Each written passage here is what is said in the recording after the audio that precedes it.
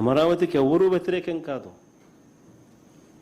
కానీ సాధ్యం అవుతుందా, సాధ్యం కాదా అన్నది ప్రతి ఒక్కరూ ఆలోచన చేయాలి.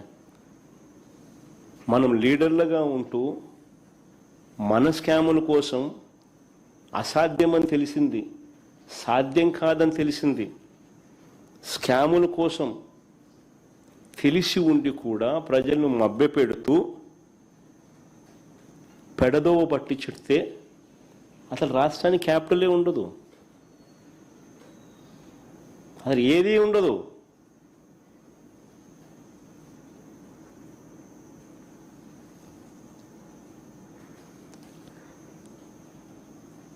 డెవలప్మెంట్ కోసమే ఇటు రోడ్లు అక్కడ వేయడానికి, కరెంటు వేయడానికి, ఎలక్ట్రిసిటీ, సేవరేజ్ కనెక్షన్లకు, ఇటువంటి బేసిక్ ఇన్ఫ్రాస్ట్రక్చర్ కోసమే 2 లక్షల కోట్లు అవసరమని తెలిసినా కూడా అది అసాధ్యమని చెప్పి కళ్ళ ముందే కనిపిస్తూ ఉన్నప్పటికీ ఇంకా రైతుల్ని, ప్రజల్ని మభ్యపెట్టాలని తాను ఉన్నన్ని నాళ్ళు అప్పులు తెచ్చి అమరావతి పేరు చెప్పి స్కాములు చేసి దోపిడీ చేసేదే ఆయన ప్లాను.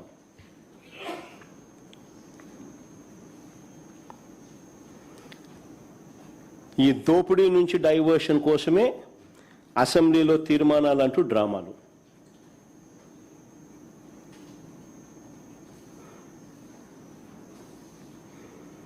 నిజంగా ఇంతకుముందే నేను చెప్పినాం, ఎవరు కూడా అమరావతికి వ్యతిరేకం కాదని. కానీ ఇది సాధ్యం కాదని అంత ఖర్చును తట్టుకునే స్తోమత రాష్ట్రానికి లేదు అని, ఇది లేదు కాబట్టే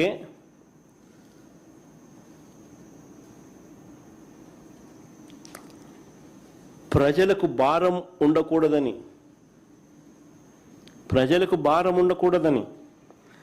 రాష్ట్రంలో ఇతర ప్రాంతాలను రోడ్డు మీద పడేయకూడదు అని, అభివృద్ధి సంక్షేమం ఆగిపోకూడదు అని హైదరాబాదు, చెన్నై, బెంగళూరు లాంటి మెట్రో నగరాలతో పోటీ పడే పరిస్థితి మనకు కూడా ఒక గ్రోత్ ఇంజిన్ ఉండాలని ఆరాటంతో రాష్ట్రంలో ఉన్న అతిపెద్ద సిటీ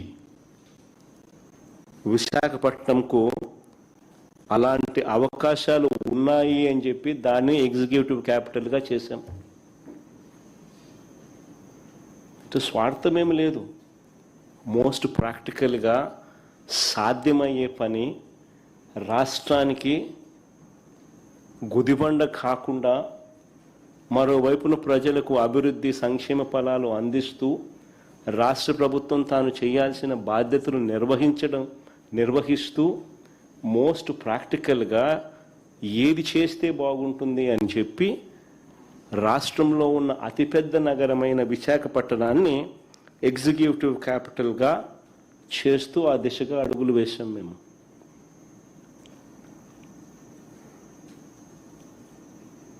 కర్నూలును న్యాయ రాజధానిగా పెట్టాలనుకున్నాం. శ్రీబాగ్ ఒడంబడిక మెడ్రాస్ ప్రెసిడెన్సీ నుంచి చూస్తే కొన్ని సంవత్సరాలు, కొద్ది రోజుల పాటు కర్నూలు రాజధానిగా ఉండేది.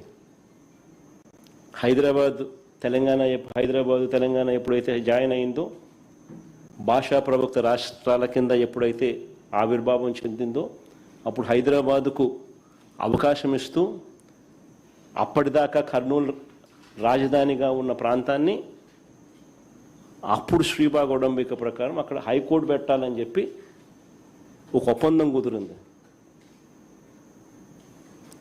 దాన్ని గౌరవిస్తూ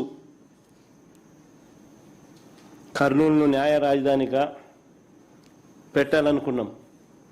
అమరావతిని శాసన రాజధానిగా కొనసాగించాలని చెప్పి కూడా నిర్ణయించాం. తీసేయాలనుకోలేదు ఎప్పుడు కూడా. సాధ్యం కాదు కాబట్టే మోస్ట్ ప్రాక్టికల్ సొల్యూషన్ తీసుకొచ్చినాం. మా ఆలోచనలలో ఎక్కడా కూడా అమరావతిని నిర్లక్ష్యం చేయలేదు. ఇన్ఫ్యాక్ట్ ఈ ప్రాంతంలో 5 ఏళ్ల పాటు రైతులు కౌలును పెంచినాం. రాజధానిలో ఇచ్చే పెన్షన్లు 5,000 కూడా మేము తీసుకుపోయినాం. ఈ ప్రాంతంలో ప్రజలకు మంచి చేయాలని, రైతులకు మంచి చేయాలని చేస్తాం. ఇవన్నీ కూడా మా ఆలోచన అంతా కూడా ఆచరణాత్మక ఆలోచనలు,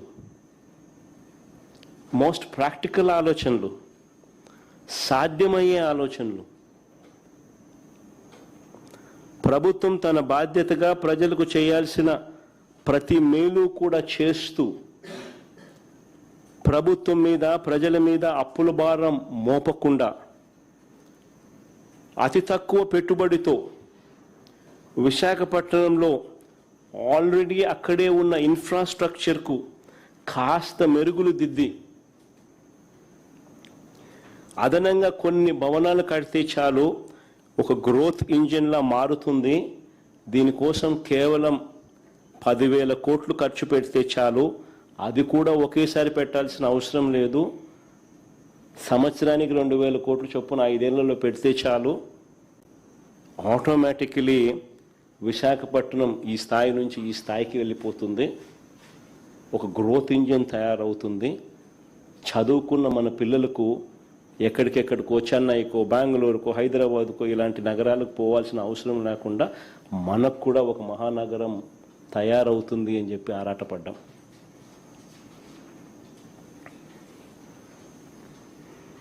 కానీ దీని మీద చంద్రబాబు నాయుడు గారు, ఆయన ఎల్లో మీడియా వాళ్ళ ముఠా కేవలం వాళ్ళ స్వార్థం కోసం, వాళ్ళ బినామీలు, వాళ్ళ ఆస్తులు, వాళ్ళు కొనుగోలు చేసిన ల్యాండ్ రేట్లు పెంచుకునే దానికోసం చెప్పని అబద్ధాలు లేదు. అంత దారుణంగా విషపూరిత ప్రచారాలు చేశారు.